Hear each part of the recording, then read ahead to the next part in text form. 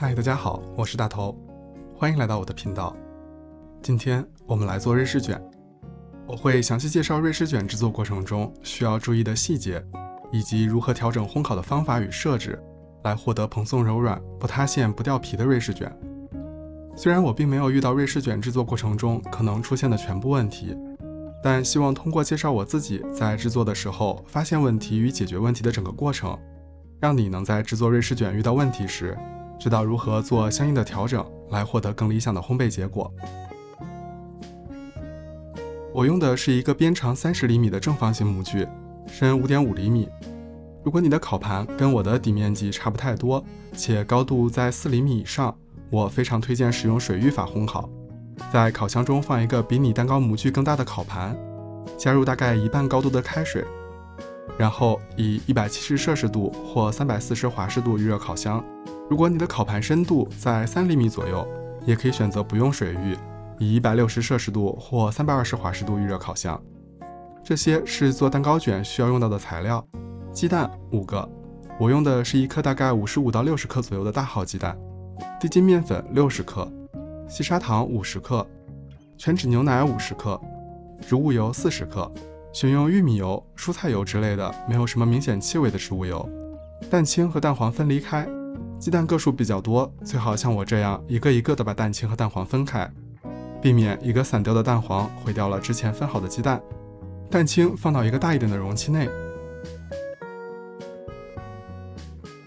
在低筋面粉中加入全部的植物油，用打蛋器搅拌均匀。面粉先与油混合，可以阻断面筋的形成，同时也减少面糊制作过程中面疙瘩的产生。再加入全部的蛋黄与牛奶，持续搅拌到完全均匀的质地，就可以放到一旁备用。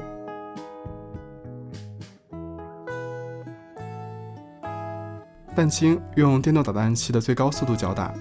刚开始用高速搅打能迅速打入空气，使得蛋清的体积迅速膨胀。当蛋清产生了许多大的气泡的时候，加入1/3的糖，改以中高速搅打。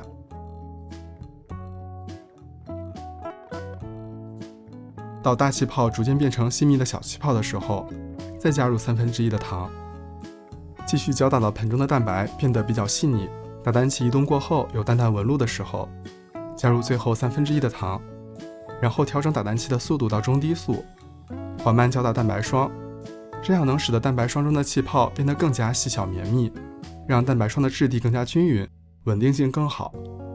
至于这里搅打到什么程度，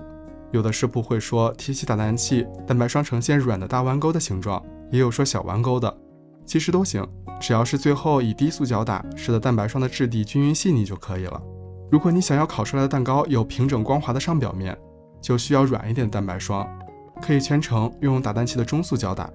这样最后蛋白霜比较容易与蛋黄糊混合均匀，而且做好的蛋糕糊流动性比较好，容易在模具内摊平，形成平整的上表面。打发好的蛋白霜取大概1/3加入到先前的蛋黄糊中，用刮刀以翻拌的方法拌匀。翻拌的时候，刮刀竖着切到搅拌盆底，然后贴着盆壁，顺时针方向将底部的面糊捞上来，再把搅拌盆逆时针旋转大概20到30度，重复这个操作就能比较快速地混合均匀蛋糕糊。翻拌均匀后再倒回蛋白霜中，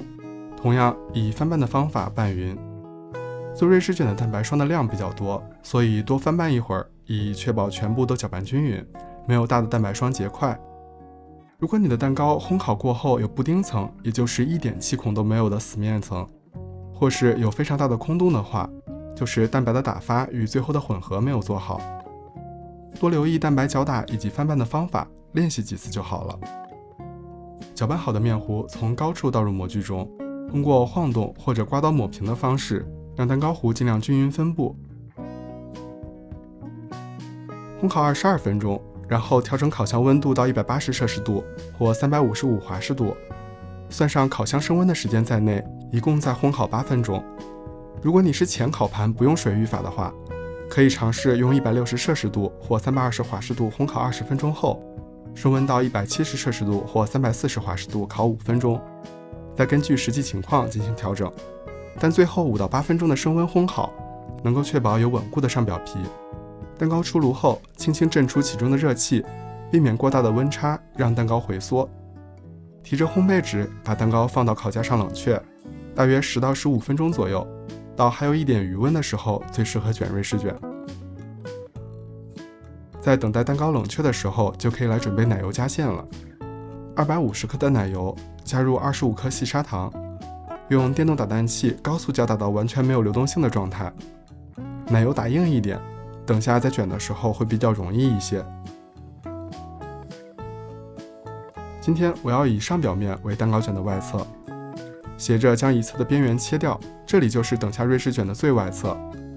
对边就是内侧，可以垂直将边缘切掉。为了美观，我也会把2个侧边切去，盖上一张烘焙纸，翻转过来，揭去底部的烘焙纸，均匀涂抹上奶油，靠近瑞士卷内侧的奶油可以涂厚一些。一只手顶在蛋糕另一侧，防止滑动，另一只手提起烘焙纸，可以用一根擀面杖来帮助蛋糕卷受力更均匀一些。提起后平行向前移动，到蛋糕卷这一头形成一个 C 形，轻轻压一下，使得奶油贴合紧密，然后就可以一直平行着向前移动，带着蛋糕卷整个卷过去。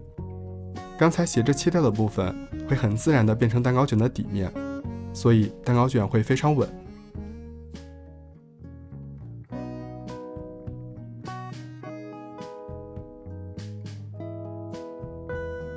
按住下层的烘焙纸，拿一个薄的案板或尺子，轻轻向里挤压一下，我们的瑞士卷就卷好了。放入冰箱冷藏至少2小时定型。如果你的蛋糕糊制作得当，那么关于瑞士卷表皮掉落、底部没有毛巾面、出炉后凹陷等问题，都可以归结为蛋糕糊的受热问题。蛋糕糊受热不足，就会导致膨胀高度不够，且内部组织太湿润，支撑力差，以至于出炉后塌陷，表皮容易脱落。受热过度就会干燥，卷的时候开裂，底部结皮，撕掉烘焙纸的时候没有好看的毛巾面。所以如果你的蛋糕卷遇到了这些情况，就要相应调整蛋糕糊整体或者某一个面的受热量。这不仅与烤箱的温度设置和总的烘烤时间有关，也与你用的烤盘以及烘烤方法有关。这里来说说我根据烘烤结果思考并调整的过程，希望对你有所帮助。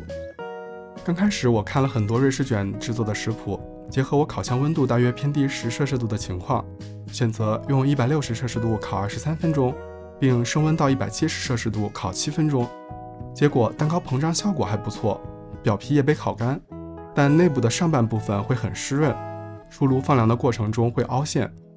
起初以为是烘烤温度不足或时间不够，就尝试升高温度以及延长烘烤时间。可这不仅没有改变我的烘烤结果，反而过高的温度或过长的加热时间还造成了蛋糕边缘干燥、底部结皮的问题。